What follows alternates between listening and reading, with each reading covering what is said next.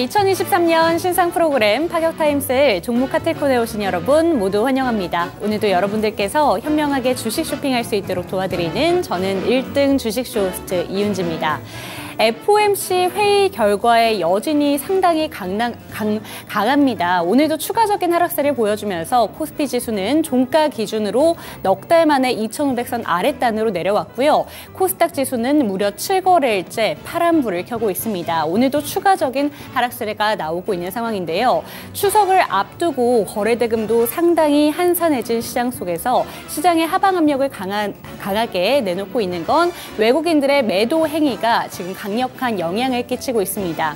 추석을 앞두고 있는 만큼 수익이라도 조금씩 챙겨가면서 떡값 벌어가야 될 텐데 라는 생각이 드시는 분들 많으실 것 같습니다. 하지만 적은 수익도 조금 보기 힘든 시장인데 이러한 시장 상황 속에서 우리는 어떻게 대응을 해야 되나 궁금하시다면 오늘도 저희와 함께 하시죠. 그럼 주식 쇼핑 조금 더 현명하게 즐길 수 있는 방법 화면을 통해 만나보시죠.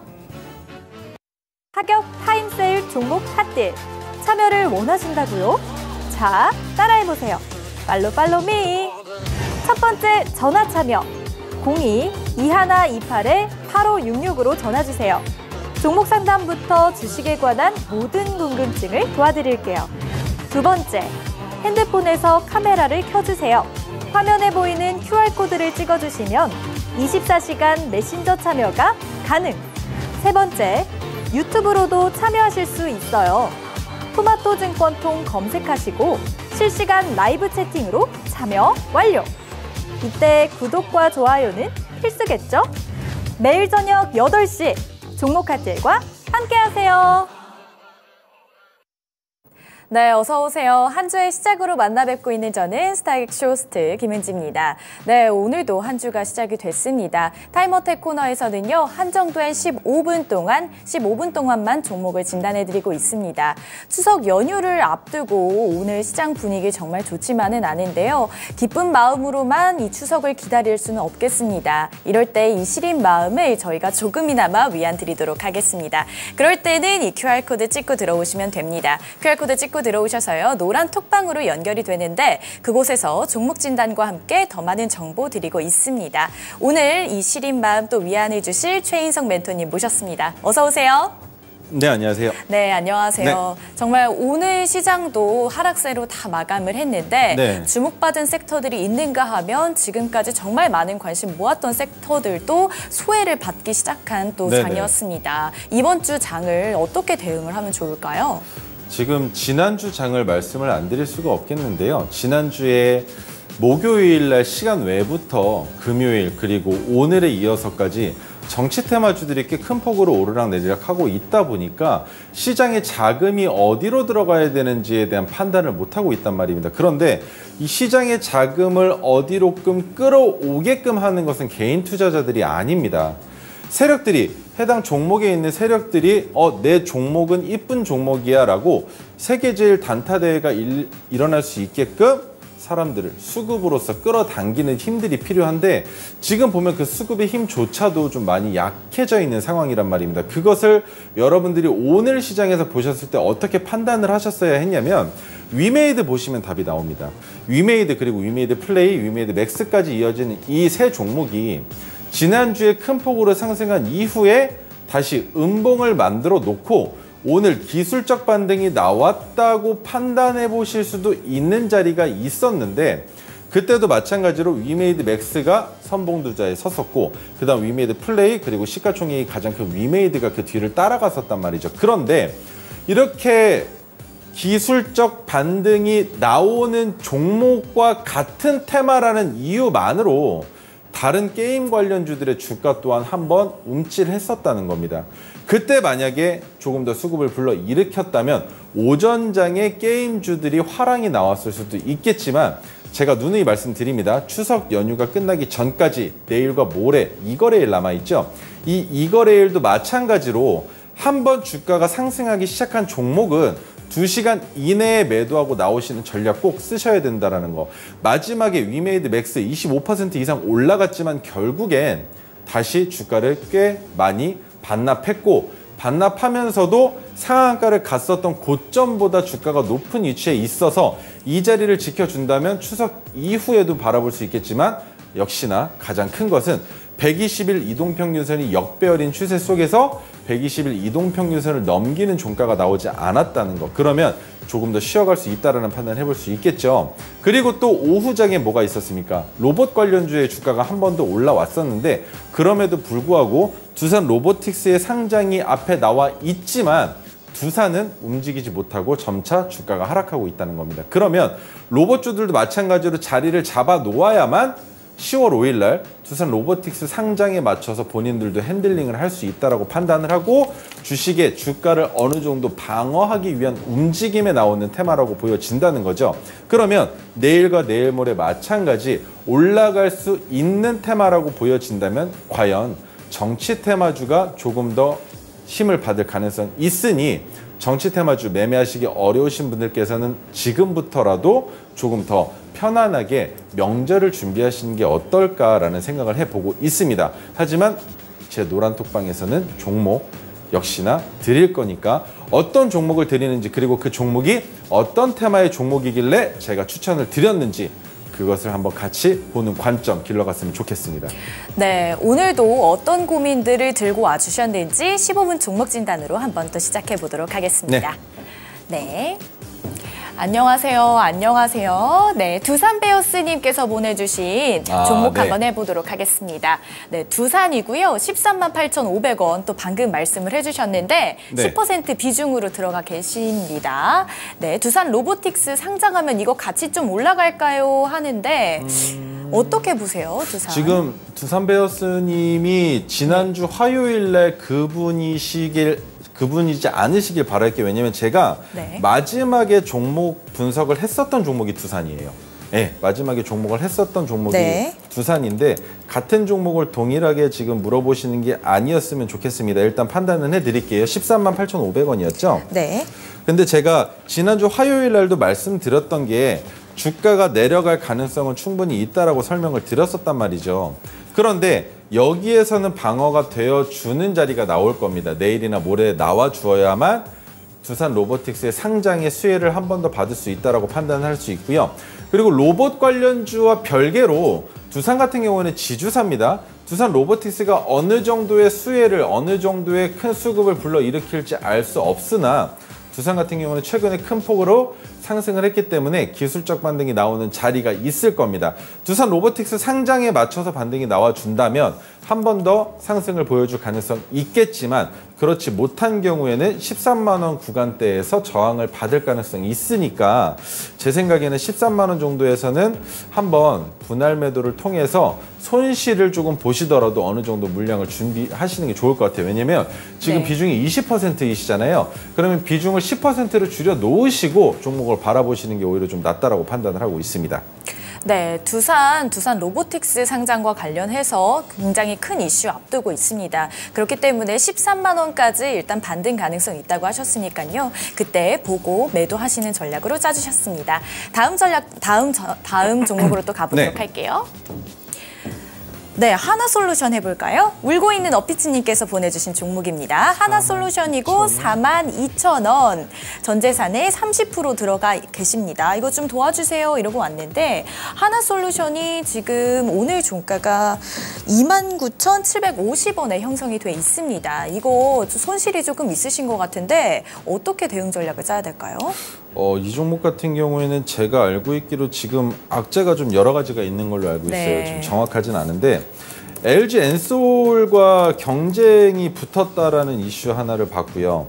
그다음에 지금 외국에 있는 기업 중에 지금 자본 잠식이 되고 있는 국가의 기업이 하나 있다라고 들었는데 그게 하나솔루션의 악재로 받아들여지고 있다라는 판단을 좀 보고 있거든요. 근데 지금 제가 하나솔루션 같은 경우에는 정확하게 분석해드리는 게 뉴스를 통한 게 아닙니다. 차트를 보고 분석을 해드리는 거고 제가 방금 말씀드렸던 거는 과거 시점에 그리고 최근에 이슈거리가 있었던 것을 기억하고 있으니까 말씀을 드리는 거지 지금 이런 식으로 주가가 하락하고 있는 종목은 저는 쳐다보지를 않아요. 그런데 왜 쳐다보지 않느냐? 차트로 보시면 28,200원 구간에 제가 형광색깔 선이 하나 그어져 있는 게 보이실 거예요. 이 자리가 과거 시점에 저항이 됐었던 가격입니다. 그러면 28,000원 구간까지는 주가가 지속적으로 내려올 수 있다라고 판단할 수 있을 그쵸. 것이고, 그리고 지금 전체 자본의 30%의 비중의 물량을 가지고 계시다라고 말씀을 해주셨는데, 저는 그러면 이 상황에서는 한 가지 답밖에 드릴 수가 없어요.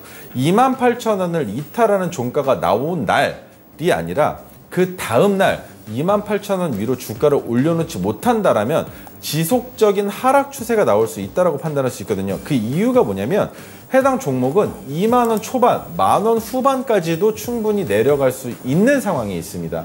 그래서 종목을 차라리 이럴 때에는 이 악 물고 손절하는 게 맞다라고 판단을 하고 있고요. 지금 손실폭이 30%가 넘으실 텐데, 그래도 더 긴 기간 동안 손실을 직접 몸으로 안고 계시기보다는 확실하게 지지선을 이탈하는 움직임이 나와준다면 그 자리에서는 손절하시고 다른 종목으로 조금 수익을 만들어 나가시면서, 자 보세요. 본전에 대한 욕구는 버리셔야 됩니다. 오늘 하루 내가 매매를 잘 했느냐, 아니면 내가 이런 식으로 이 종목에서 수익 낸 것을 지켜냈느냐 정도로만 판단을 하시고, 내가 1,000만 원을 집어넣는데 거기에서 30% 손실이 나서 700만 원밖에 안 남았으니까 1,000만 원을 맞추기 위해서 300만 원을 벌어야 돼 라는 생각을 갖지 마시고, 주식의 수익은 누적시켜 가야 됩니다. 한 번에 손실 났다고 한 종목으로 한 번에 수익을 내겠다라는 욕심을 갖지 마시라는 거예요. 네. 그래서 하나솔루션도 분명히 잡으셨을 땐 매수하신 가격 자체가 나쁜 구간이 아니었다는 겁니다. 분명히 메리트가 있는 가격에서 진입을 하셨고, 그런데 그 자리에서부터 흘러내리신 건지, 아니면 진입하신 이후에 수익권에 왔으나 내가 매도를 못한 건지에 대한 판단을 할 수가 없다는 겁니다. 물론 수익권에 왔으니까 그 수익을 내가 가져가지 못했으니까 그게 아쉬워서 버티고 계시는 거라고도 판단을 할 수가 있겠지만, 지금 파동을 보시면 두 번째 파동이 나왔어요. 자, 제가 여기 동그라미를 쳐서 보여드릴게요. 7만 원 가격 구간을 두 번이나 왔지만 고점이 낮아지는 상태에서 주가가 내려가고 있죠. 그런데 바닥의 지지선으로 보여지는 해당 아래 구간에 있는 자리를 이탈하고 있다는 말입니다. 그러면 여기에서 지켜질 수 있는 거 한 가지입니다. 28,000원 이탈하면 그 다음에 내려가는 가격 구간은 박스의 중단을 이탈하게 됩니다. 그러면 그 박스의 중단에서부터 다시 재차 올라올 수 있는 모멘텀이 필요한데, 네. 하나솔루션은 그 모멘텀이 존재하지 않고 있어요, 지금. 그래서 해당 종목은 28,000원 이탈하는 봉이 나온 날이 아니라 그 다음날 재차 반등을 보여주지 못한다면 하나솔루션은 세력조차도 지금 당장의 주가를 올리기가 부담스럽다라고 생각하시고 손절하시는 게 맞다라는 판단 드리겠습니다. 네, 시청자님께서 보내주셨던 하나솔루션 28,000원이 관건이 될 것 같습니다. 그때 28,000원이 종가가 찍히고 그 다음날 반등이 나오지 않는다면 이 종목 마음이 아프지만 손절하는 전략으로 짜주셨습니다.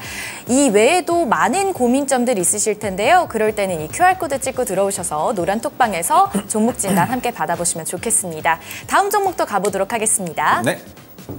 네, 화천기계 한번 해보도록 할게요. 네, 오늘 사실 상한가 갔죠? 없었죠. 네, 3,810원에 매수를 하셨고요. 네. 760만 원어치 사셨습니다. 비중 10% 있으시고 오늘 상한가 수익 중인데 이거 대응 어떻게 해야 될까요? 이렇게 왔네요. 정치 테마주 아까 네. 다음 주까지도 정말 정치 테마주가 시장을 이끌 수 있다라는 말씀해 주셨잖아요. 네, 말씀드렸었죠. 어떻게 대응을 해야 될까요? 지금 화천기계는 정치 테마주 중에 이재명 관련주로 엮여 있죠. 그리고 화천기계가 상한가를 가기 전부터 지켜봤었던 건 조국 테마로 엮여 있는 종목입니다. 그런데 오늘 상한가를 간 이슈에 대한 해석은 아직까지 조금 다르게 봐야 된다는 거예요. 당장 내일과 모레 주가가 지속적으로 반등이 나올 가능성도 있다라고 보여지고요. 그리고 한 가지 더, 전고점인 5,580원까지 올라가 주느냐 못하느냐도 우리가 지켜봐야 된단 말이죠. 하지만 지금 4,500원에서 5,500원까지는 20% 정도밖에 안 남아있다는 겁니다.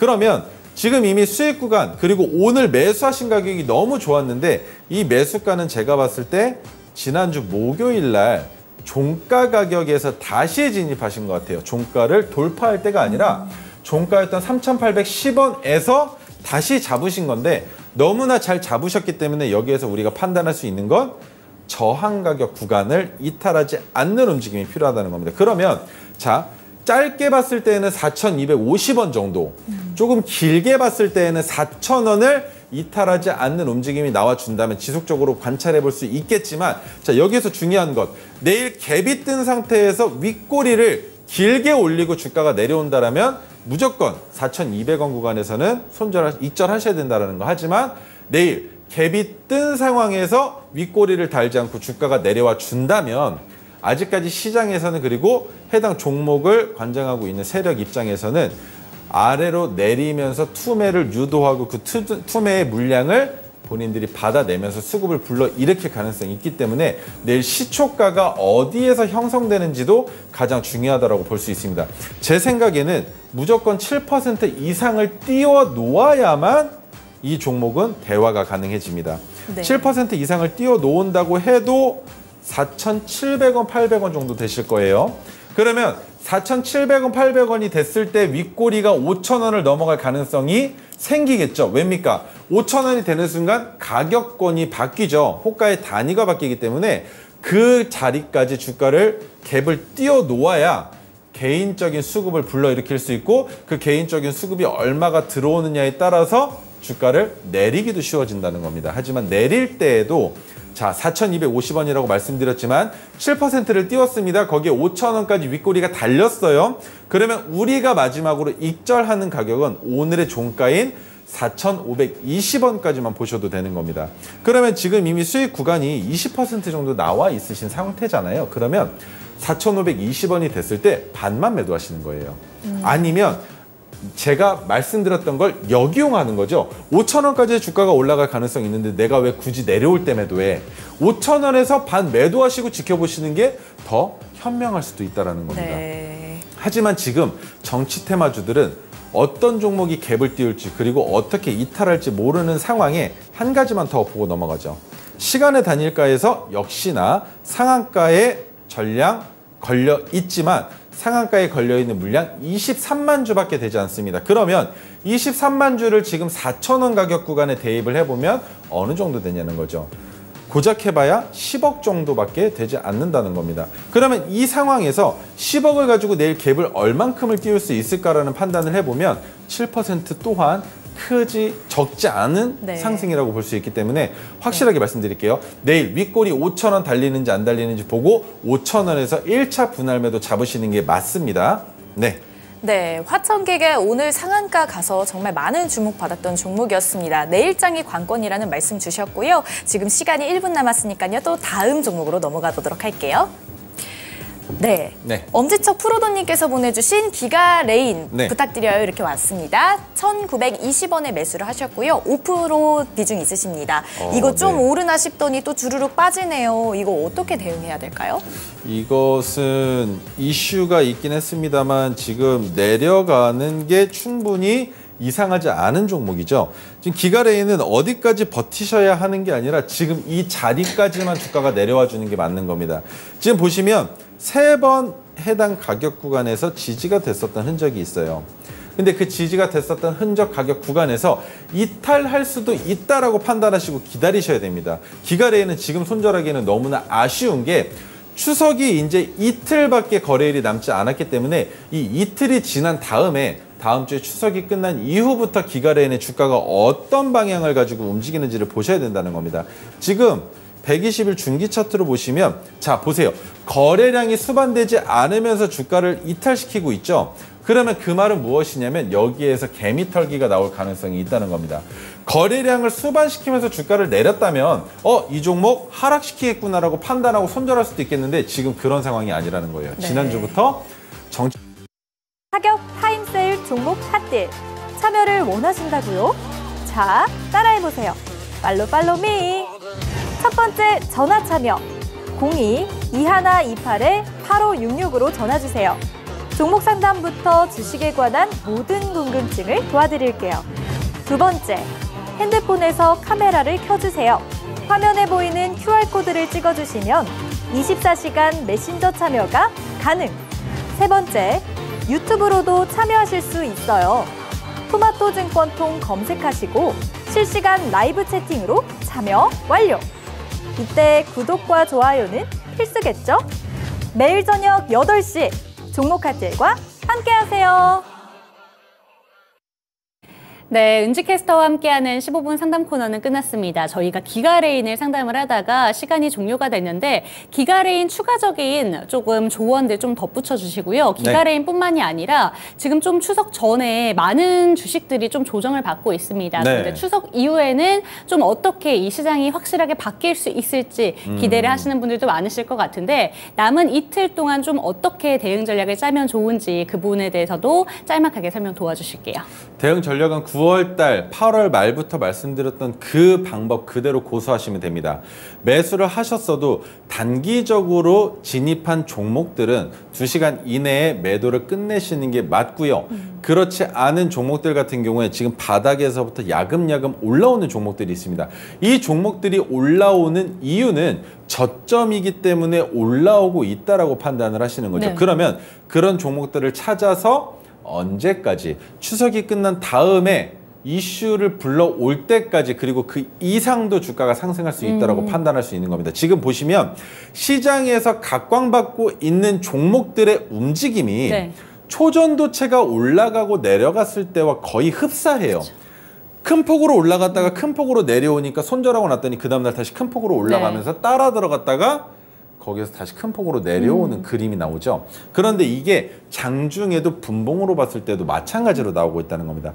올라갈 때는 급하게 올라갑니다. 따라오지도 못하게. 그런데 올라가서 고점에서 머물러줘요. 또 이 구간에서 다시 반등이 나오나라는 생각이 갖게끔 매수호가는 빵빵하고 매도호가는 비어 있었다가 어느 순간부터 매수호가가 비어지면서 매도호가가 빵빵해진단 말이죠. 근데 그게 우리가 너튜브나 아니면 여러 증권 채널을 통해서 많이들 들어보셨던 내용일 겁니다. 그게 뭐냐면 매수호가가 많고 매도호가가 비어 있으면 개인 투자자들 중에 큰 손들이 진입하지를 못하기 때문에 종목의 주가가 안 올라간다라고 생각을 하세요. 그런데 반대로 매도호가가 많고 매수호가가 비어 있으면 큰 손들이 매도호가를 잡아삼키면서 주가를 올린 다음에 해당 가격 구간 아래의 매수호가를 받치고 더 많은 매도호가의 물량을 같이 삼켜달라고 개인 투자자들에게 의견을 구한다는 얘기들을 합니다. 그런데 지금 시장에서는 반대로 바라보셔야 됩니다. 매수호가가 많고 매도호가가 적을 때 주가가 올라가면서 매수호가가 비어버리고 매도호가가 차는 경우들이 생겨요. 그런데 가장 중요한 것, 가장 위험한 것은 고점 구간에서 주가가 놀고 있는 종목들 그리고 급하게 상승한 종목들 뭐 있었습니까? 레몬이 그랬죠. 레몬 같은 경우에 상한가까지 직행을 했습니다. 근데 직행을 하는 동안에 거래 대금이 그렇게 많이 터지지가 않았죠.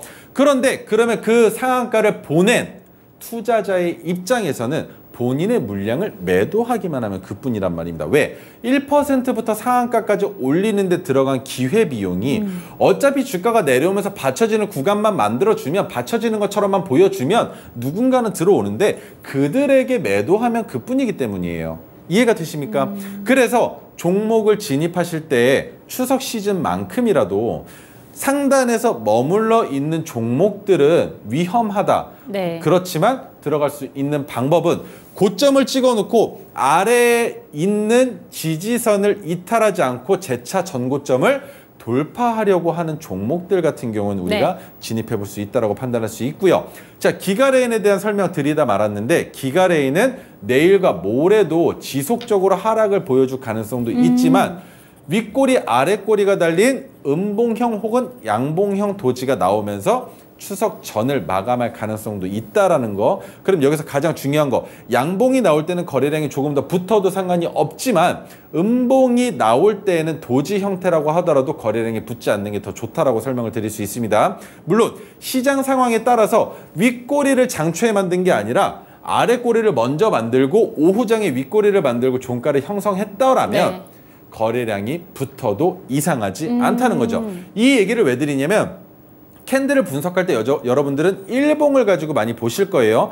하지만 분봉이 중요한 이유는 오전장에 주가를 올렸다가 내려오는 그 하락 추세가 내일까지 이어질 것인가 아니면 오전장에 내려왔다가 오후장부터 주가를 들어 올리면서 윗꼬리까지 너무 힘있게 올라갔다가 조정을 받고 있는 것인가에 대한 판단을 하셔야 된다는 겁니다. 그러면 시장에서 받아들여질 때는 오전에 올라가는 종목들은 그 다음날 하락할 가능성을 염두에 볼 수 있지만 네. 오전에 하락했다가 오후부터 야금야금 올라가다 어느 순간 수급이 붙으면서 주가가 큰 폭으로 올라갔다 내려앉은 종목들 같은 경우에는 전고점까지 다시 한번 누군가의 힘이 들어온다라면 올라갈 수 있다라는 판단할 수 있기 때문에 여러분들은 일봉뿐만 아니라 분봉을 보셔야 된다는 거. 그리고 분봉을 보실 때에는 자 보세요. 오전장에 주가가 올라간 종목은 2시간만 매매하라고 말씀드렸습니다. 그리고 오후장에 매매하는 종목들은 뭐가 됩니까? 바로 종가 베팅 종목들이 되겠죠. 그 종가 베팅 종목들을 매매하실 때에는 분봉상에서 오늘 주가를 올렸었던 시간대가 오전인지 아니면 오후인지만 판단을 하시고 그 시간대 이전으로 보셨을 땐 거래량이 얼만큼 수반됐는지 오늘 평균적으로 거래량이 10억 이상 지속적으로 나오고 있었던 종목인지 아니면 거래량이 줄어 있다가 급하게 주가를 올릴 때에만 거래량이 붙고 그 상황에서 횡보할 때 거래량이 안 붙는다면 차익 실현 매물들조차도 받아내지 않고 있다라고 판단할 수 있기 때문에 이런 식으로 판단하시고 내일과 모레는 조심하시되 자신이 없으시면 차라리 내일과 모레는 휴식하시는 게 내 계좌를 지키는 가장 좋은 현명한 방법이라고 설명을 드릴 수 있을 것 같습니다.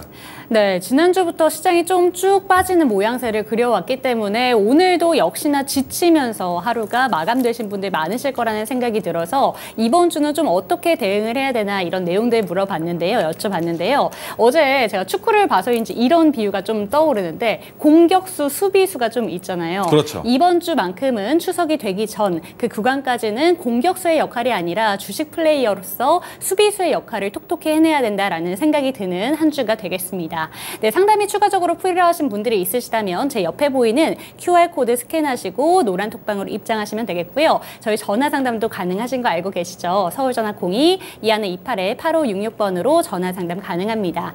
네, 이번에는 저희가 늘 토르 기법으로 시작을 하는데 오늘은 시장 상황이 참 혼란스러웠던 만큼 토르 기법이 어떻게 시장에서 적용이 됐는지로 먼저 예시부터 바로 한번 들어가 보도록 하겠습니다. 네. 첫 번째 종목 들고 오신 게 OCI 홀딩스인데 사실 홀딩스 싫어하신다고. 하지만 네. 제가 OCI 홀딩스는 또 방송에 나와서 말씀을 드렸던 그렇죠. 적이 있었죠. 네.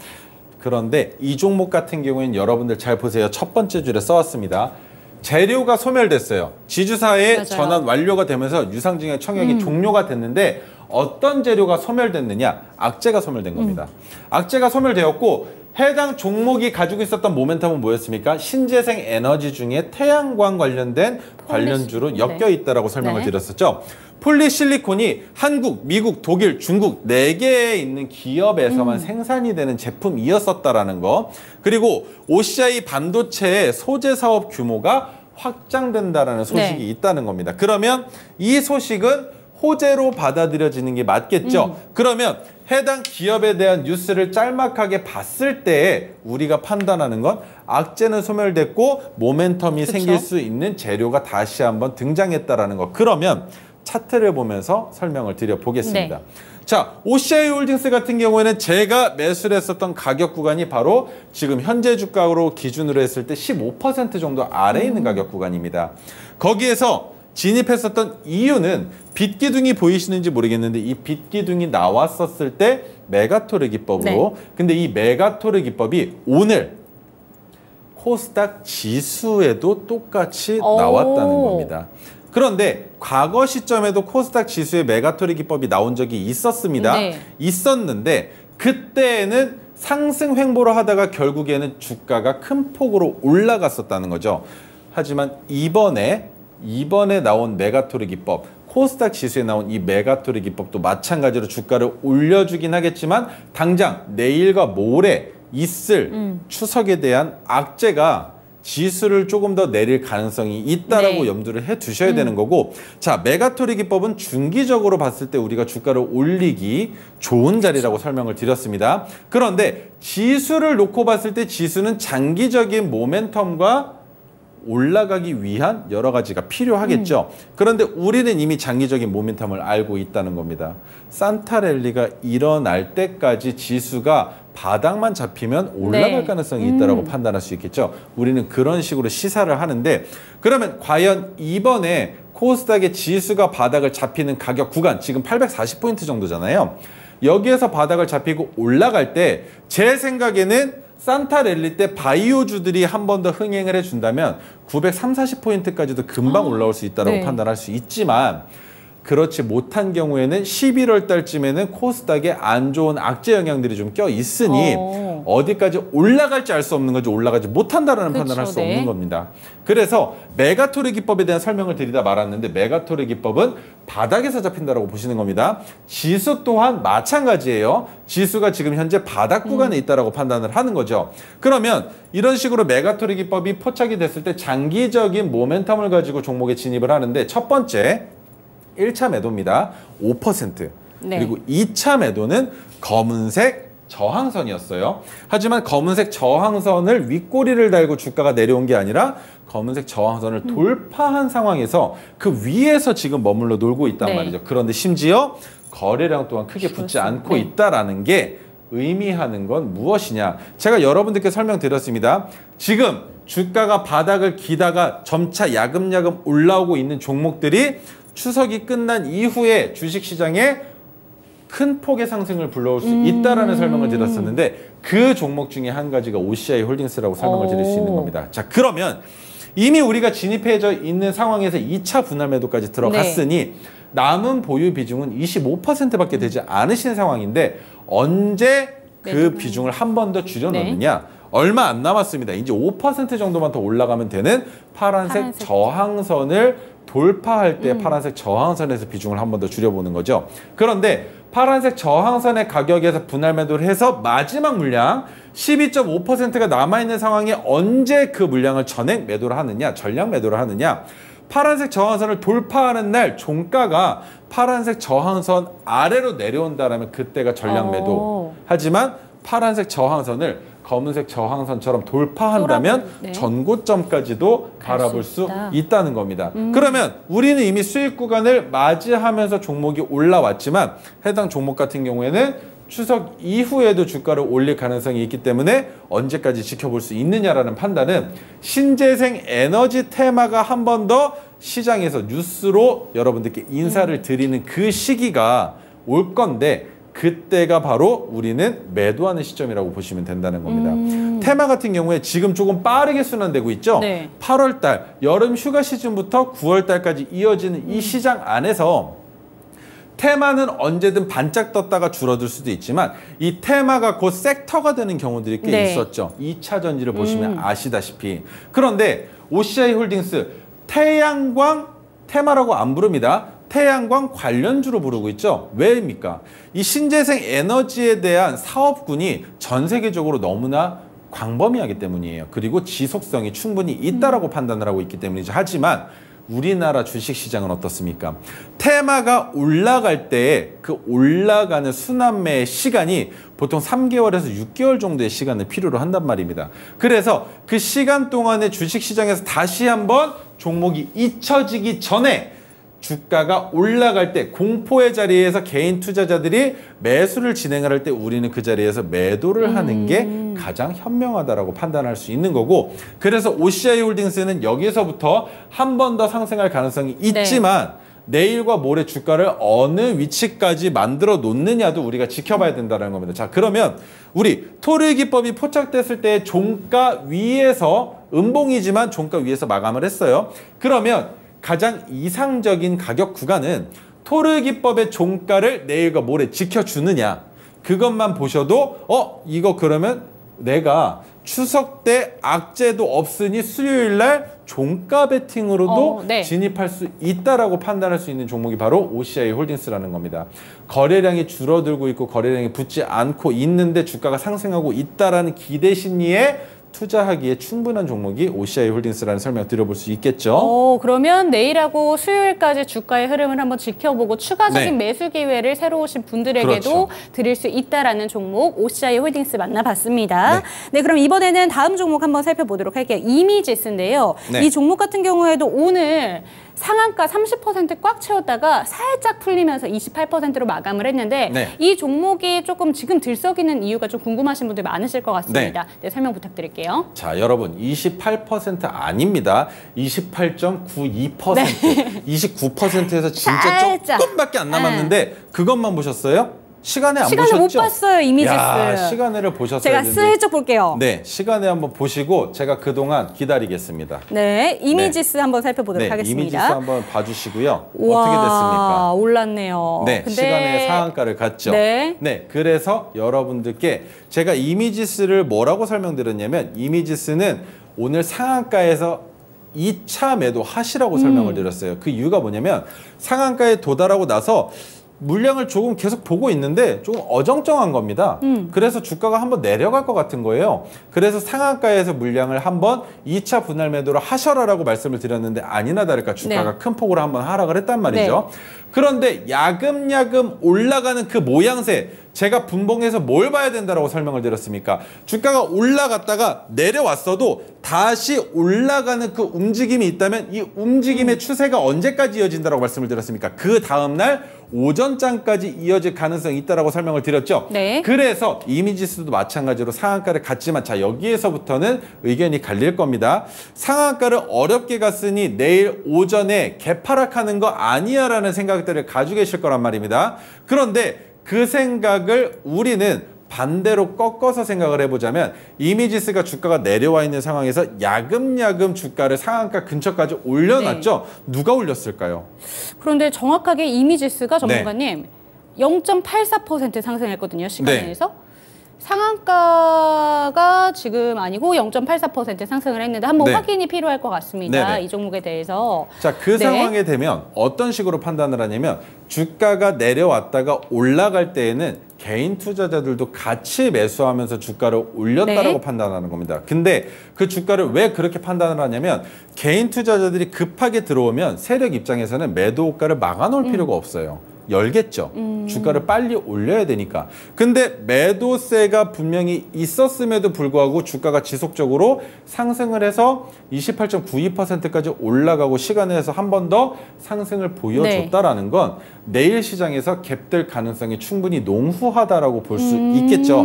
그러면 이미지스에 대한 설명 짤막하게 한번 드려보겠습니다. 시스템 반도체 관련주입니다. 그러면 반도체 AI 관련주로 볼 수 있겠죠. 터치 스크린과 관련된 업체인데 네. 팹리스 반도체 그리고 차량용 반도체, 디스플레이, IT 기기 등과 관련이 있고 IT 기기 어플레이션 등을 개발하고 있는데 주요 고객사가 삼성전자라는 설명을 드렸었던 기업이에요. 네. 하지만 디스플레이 시장 자체는 매출은 많이 나오고 있지만 현재 시장에서는 각광받지 못하고 있기 때문에 제가 디스플레이와 관련되어 있는 종목들이 나올 때는 항상 말씀드립니다.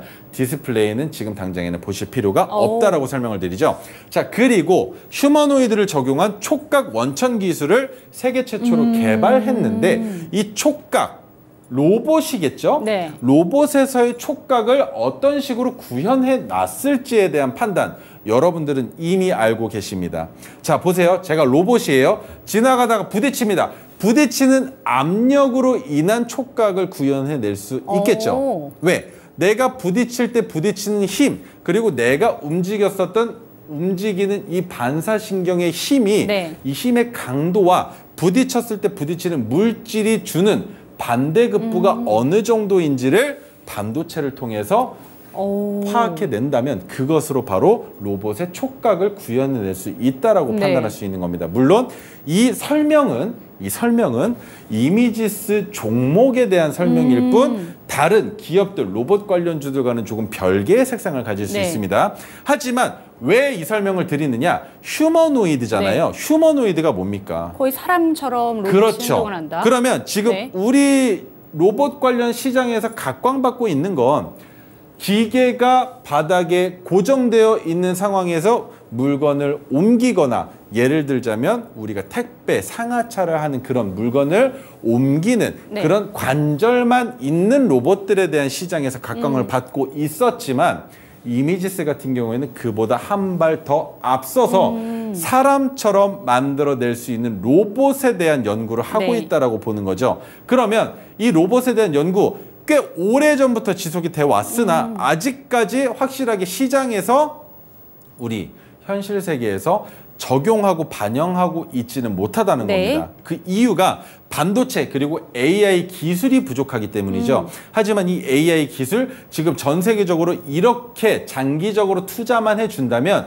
2년, 3년 이내에 이미지스의 주가가 폭등할 수도 있다라는 판단을 해볼 수가 있겠죠.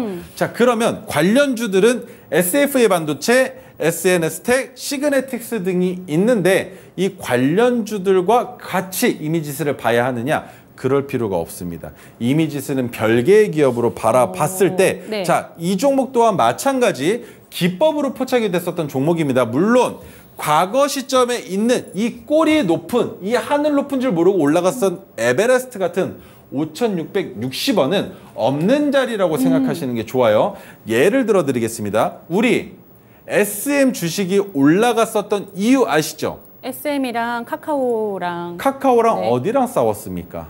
하이브랑 싸우면서 고래 싸움에 새우 몸집만 불어났을 때 네. 제가 방송 초창기였을 거예요. 그때 어떤 설명을 드렸었냐면 고래 싸움에 새우 몸집이 커졌지만 거품이 빠지는 이빨 빠진 구간이 존재한다라고 설명을 드렸었던 그 가격 구간까지 내려왔을 때 저는 그 가격 구간은 없다라고 판단하시라고 말씀을 드렸었죠.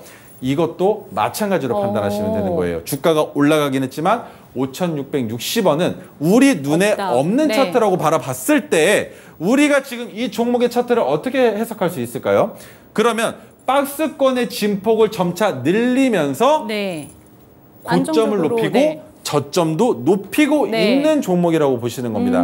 그 상황에서 첫 번째로 토르기법이 포착됐을 때 이미 수익 구간에 왔어요. 네. 그리고 두 번째로 포착됐을 때 마찬가지로 주가가 올라가고 있는 중입니다. 아직까지도. 하지만 거래량이 잘 보셔야 됩니다. 이 거래량이 올랐을 제가 때. 보지 말아도 된다라고 말씀드렸을 때보다도 더 높아요. 많이 터졌죠. 네. 그리고 파란색 저항선을 오늘 올려놨다는 겁니다. 네. 그래서 이 종목이 내일 자리가 잡혀진다면 수요일 날 주가가 어떤 식으로 파란색 저항선 위에서 머무는지에 따라서 추석 이후에 다시 한번 뭐가 돌아옵니까?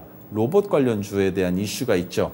그 이슈와 함께 주가를 한 번 더 껑충 뛰어 올릴 수도 있는 종목이 이미지스다라고 설명을 드릴 수 있는 거고, 자, 120일 차트로 봤을 네. 때 여러분들께 제가 이렇게 아래 꼬리가 7% 이상 달렸던 음봉임에도 불구하고 매도에 대한 사인을 드리지 네. 않았던 이유는 우리가 포착했었던 가격이 중요한 게 아니라 포착된 시기가 추석이 시작되기 일주일 전이란 전이었죠. 말이죠. 그래서 이러면 추석 때 주가가 내려갈 거라는 걸 모든 투자자들은 다 알고 계시죠. 형님, 누님들도 네. 아시다시피.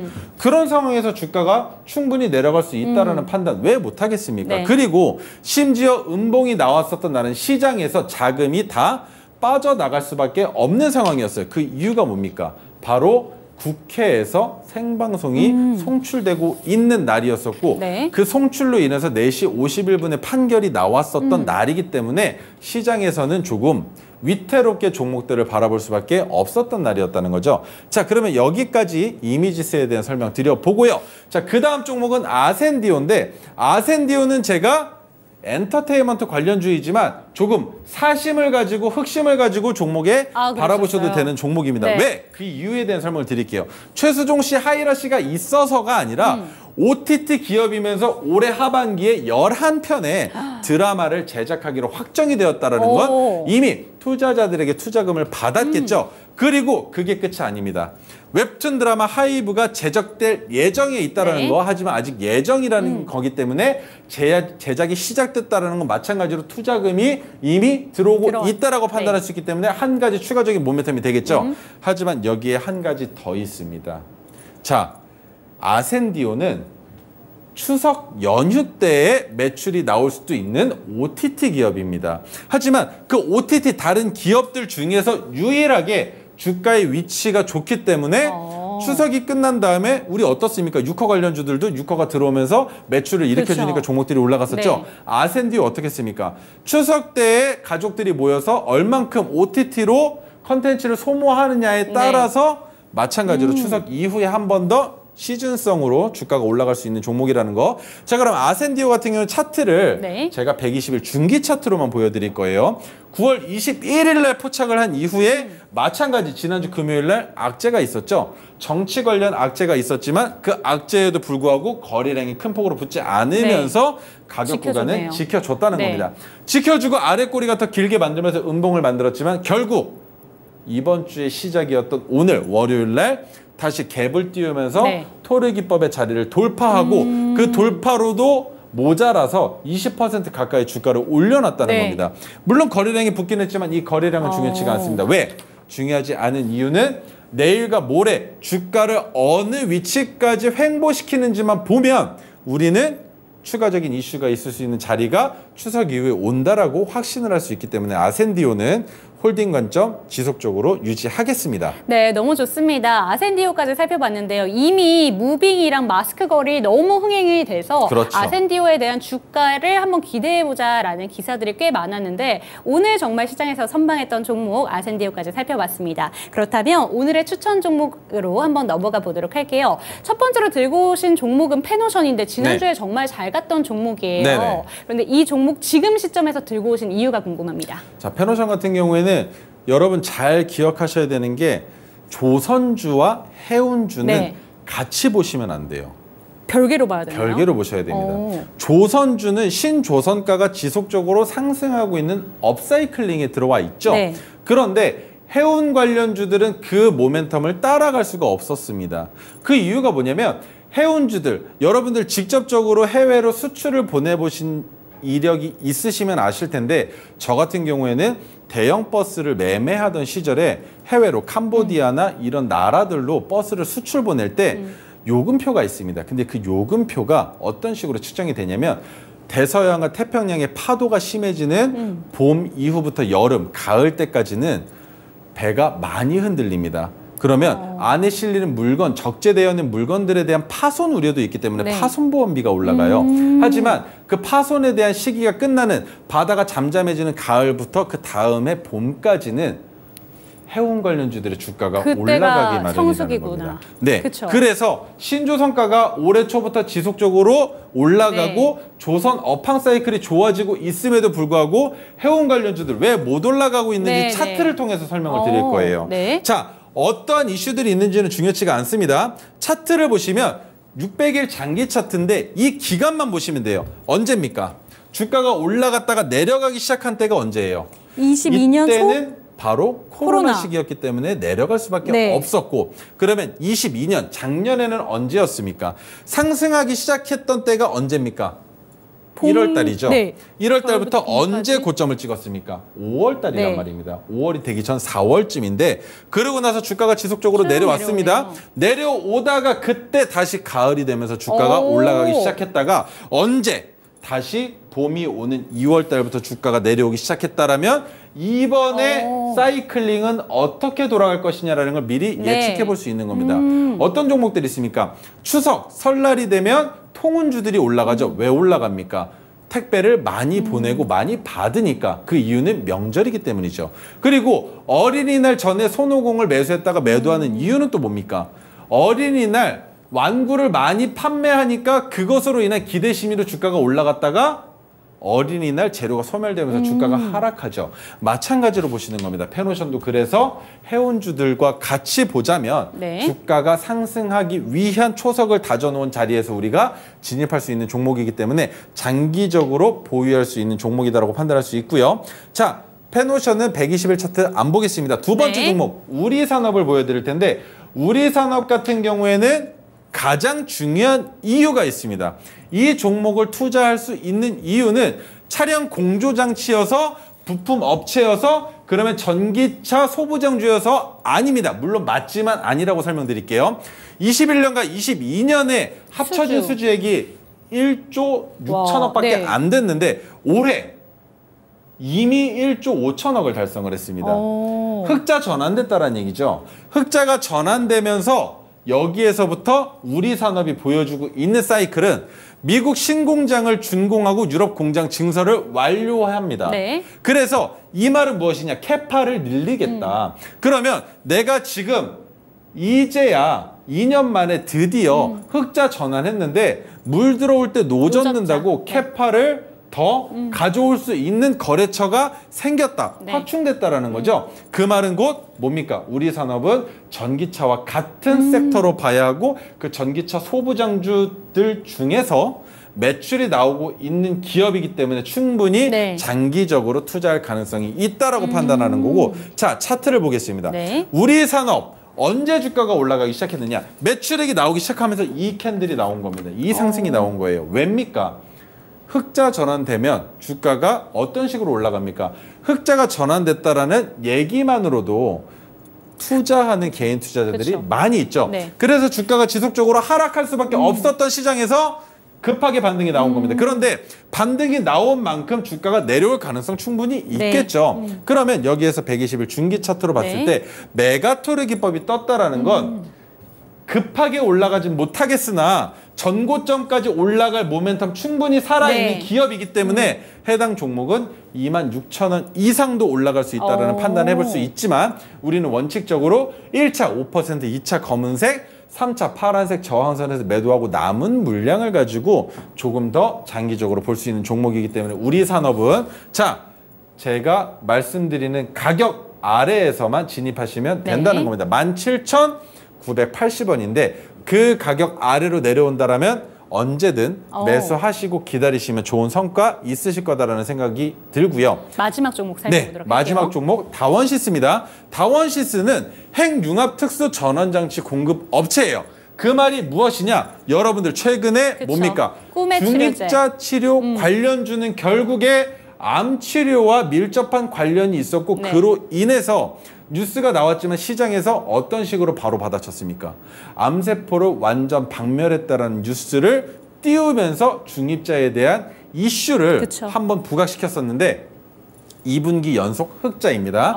그리고 상반기 누적 매출액이 전년 대비 215%나 증가를 했어요. 그리고 자회사 다원메덱스 코스닥 상장을 위한 IPO를 진행하고 있다. 이 IPO가 어떤 식으로든지 우리에게 악재가 될 수도 호재가 될 수도 있기 때문에 조금 더 기다려 봐야 되겠지만 다원시스의 입장에서는 IPO라는 모멘텀을 가지고 주가를 올릴 가능성이 있다고 판단할 수 있겠죠. 자, 그리고 다원메덱스 DMX101 뇌종양 치료 목적으로 사용되는 것에 대한 승인을 따냈다는 겁니다. 그래서 중입자 치료 관련주들 중에 한 가지로서 다원시스를 바라볼 수가 있는 것이고 모비스, 비츠로테크, 우정바이오 등이 있는데 모비스는 잘 기억하시는지 모르겠지만 초전도체였었죠. 네. 하지만 지금은 또다시 입장을 카멜레온처럼 바꿔놓은 상황이기 때문에 네. 모비스가 참 대단한 겁니다. 물론 신성 델타테크 또한 마찬가지겠지만요. 자, 그래서 다원시스는 가격 구간만 보셔도 충분히 메리트가 있다고 보실 거예요. 네. 2분기 연속으로 흑자를 내고 있으면서도 그 흑자의 폭이 크지 않았기 때문에 주가가 바닥이었었다면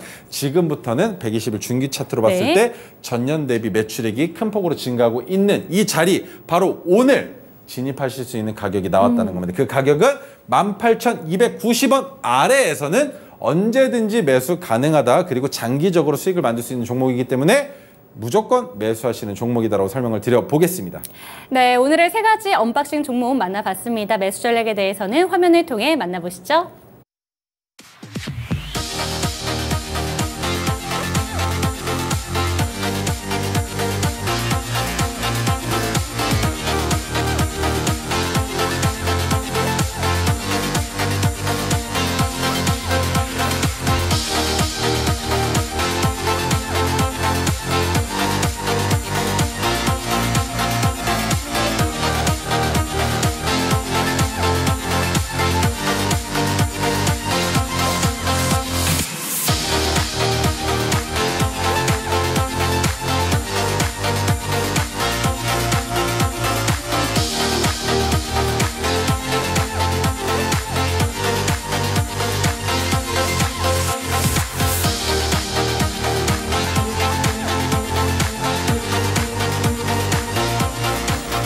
네, 오늘 지속적으로 강조해 주신 부분 중에 하나가 추석 전까지는 욕심을 크게 부리지 말고 보수적으로 최대한 접근하자라는 얘기를 해주셨는데요. 네, 이 부분들 참고를 하시면서 오늘의 언박싱 세 종목까지 꼭 한번 참고를 해보셨으면 좋겠습니다. 그리고 저희 늘 나와 있는 QR코드로 노란톡방 입장하셔서 상담도 꾸준히 바라보시기를 바라면서 저희는 시간 관계상 여기서 한번 마무리를 해보도록 할게요. 오늘도 함께해 주신 시청자 여러분들 감사드립니다. 감사합니다.